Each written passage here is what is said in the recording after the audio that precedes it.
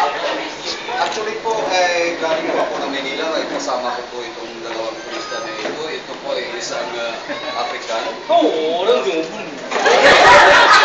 po ay isang Italian. Hi, how are you, sir? Nice meeting you, sir. Nice. Hi. Gusto ko lang Mag-inquire ko sana kung ano yung itinerary o pwede ba ngayon umakyat ng Madyas po. May sick na pas kasi dito. Punta tayo mamaya sa akin. Sino po ba yung prepare? Si ito, galing sa... Okay. So, ano po yung gagawin namin? Saan kami pupunta? Tuloy po kayo sa Barangay Hall. Ano po yung Gusto namin mapatunayan na galing kayo sa opisina opisina ng? Sa kay Sir Jan sa Information Officer sa Arakan Tourism na may papel kayo na So, ibig sabihin nun, kukuha pa kami doon? Kami pa yung pupunta doon? Di ko may dala kayo. Wala po sir. Wala pa. So ngayon, hindi ko kayo makaakyat doon kasi wala kayo isip tatakpas. Paano ba yan sir?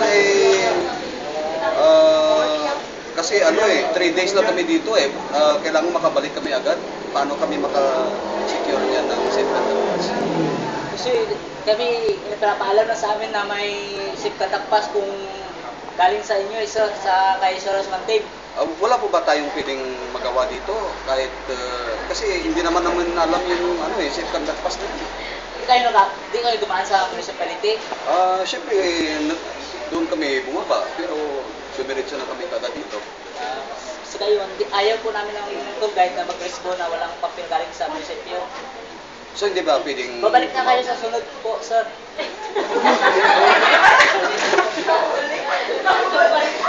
Look, siguro, we have to exhaust our means. Perhaps what you can do is contact, okay sir, I'll just try to inquire it with Sir Jan Sumanting. Let me give him a call or I'll text him to call me back because may mga bisita tayo dito, okay? So, pwede mo ambalon sa mga turista natin nga, wait a minute sir, I'll just call the tourism officer regarding the safe conduct pass. Na. The first inquiry, okay? Then that's the time that we... Gusto ko saka ka dyan.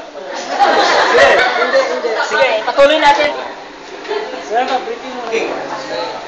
May mga prinsipyo tayo sa tourism. Take natin back picture, kill natin back time, leave natin back footprints, bring natin back experience and memories. Good luck. Ano ba yan sir? Ito, ang mag-take kayo ng picture na wala kayong dadalhin. Iiwan namin to. Tapos doon sa lugar na pupuntahan natin, magmula tayo ngayon sa barangay, madaanan natin yung hang bridge dyan sa Purok 3. Tapos, ang gamit natin, kailangan kumpleto sa 3 araw na pupunta kayo sa PEC.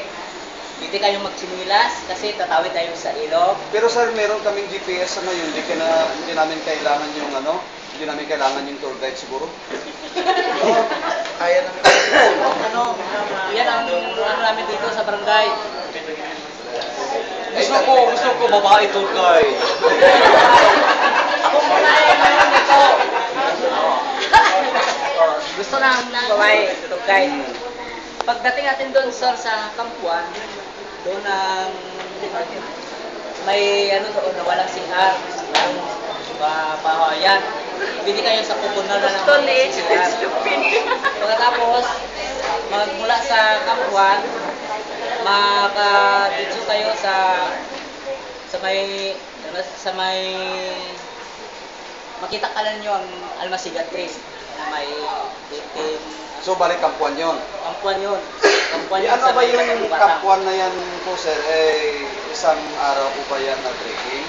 Yung Kampuan na yan? Ilang hours ba yung 6 hours. 6 hours sa Kampuan. 6 hours sa Kampuan. Pero walang CR doon.